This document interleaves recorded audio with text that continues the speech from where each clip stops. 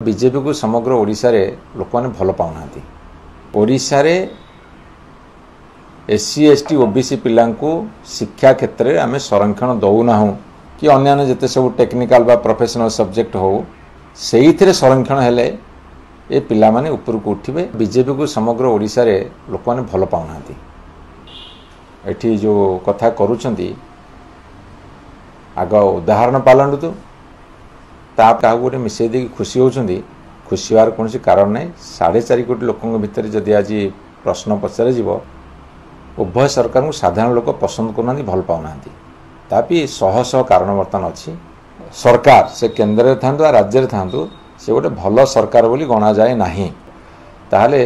80-90 भाग लोक बर्तमान भारतीय जनता पार्टी सरकार विरोधी यथा वैषयिक शिक्षा एवं टेक्निकल एजुकेशन जोटा कहे वैषयिक टेक्निकल एजुकेशन विधानसभा एवं विधानसभा बाहर तीव्र भाव में स्वर उठेलु जे एमाने कौन आदर्श देखिए भारत वर्ष अन्य विधानसभा और पार्लियामेंट को जे ओडिशा एससी एसटी पिला मानकु तांकर जनसंख्या अनुसार 39% बा 40% दिया जाऊ।